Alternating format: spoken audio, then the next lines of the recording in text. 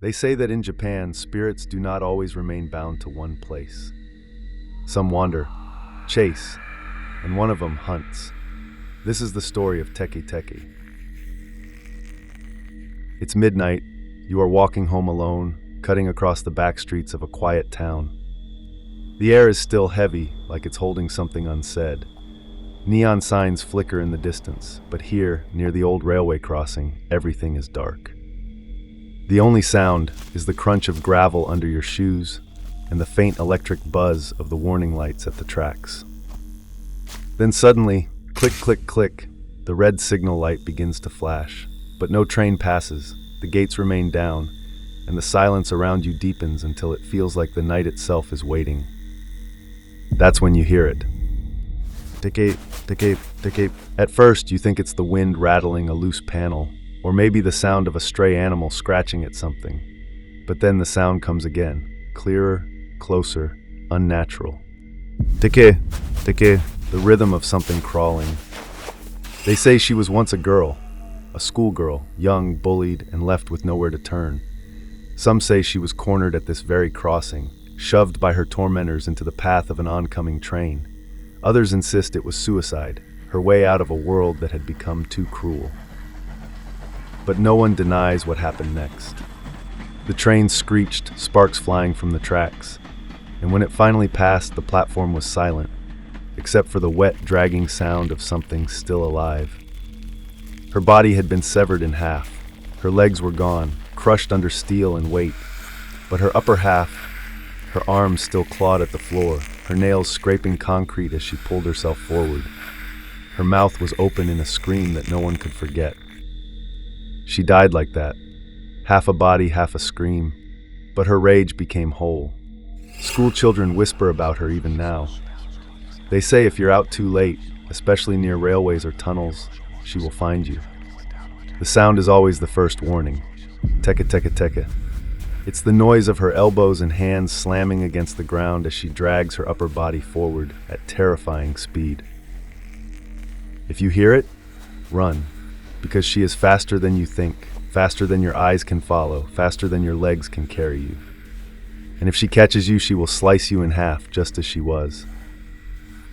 Some say she carries a scythe, others believe she doesn't need one, that her hatred alone can tear your body apart.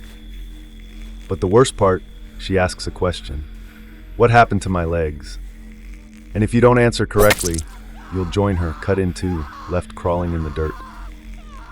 There was a man years ago who laughed at these stories. Late one night, he stumbled home after drinking, taking the shortcut near the railway tracks. He heard it then. Teke, teke. At first he ignored it, muttering to himself, but the sound grew louder. He turned and froze. There she was, a figure with long black hair hanging over her face, crawling out from under the tracks. Her torso dragged against the gravel, her eyes wild, her mouth stretched open in a grin too wide, too sharp. She darted forward, not crawling like an injured human. No, she moved like an animal, faster than he could run. He screamed, turned, bolted down the road, but with every desperate step he took, the sound chased him. Teke, teke, teke. The next morning they found him, cut clean in half, but he wasn't the only one. A high school girl, walking home from cram school, was waiting at a bus stop when she heard whispers behind her. "Do you hear that?" someone said. But when she turned, no one was there. Then she heard the sound. Teke, teke. She dropped her books, heart racing, as a pale figure slid out from behind the bench, long hair dragging against the ground, hands clawing forward, her body moving with jerks and spasms too fast to comprehend. The girl ran. She screamed for help, but the streets were empty. She sprinted until her lungs burned, until her legs nearly gave out. And then, silence. She thought she had escaped. But when she slowed down, catching her breath, the sound came again, right behind her. Teke, teke. They never found her body, only her shoes, left abandoned in the middle of the road. The legend says there's only one way to survive. If she catches you and asks, "What happened to my legs?" you must answer, "They're at the Mason Expressway." But even this is uncertain.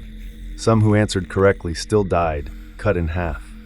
Some say the phrase only works if spoken without hesitation, without fear. But who could possibly remain calm with death crawling inches from their face? Every survivor tells the same story. Before she comes, the night goes quiet. No insects, no wind, not even the hum of distant traffic. Just silence. And then, Teke Teke. So if you're ever near the tracks at night and the air suddenly grows heavy, if the silence feels wrong, like the world itself is hiding, run. Run and don't look back. Because if you do, if you pause for even a second, you'll see her. Her pale face rising from the ground, her empty eyes fixed on yours, her body dragging forward, faster, faster, faster, until the last sound you hear is the rhythm of her crawl.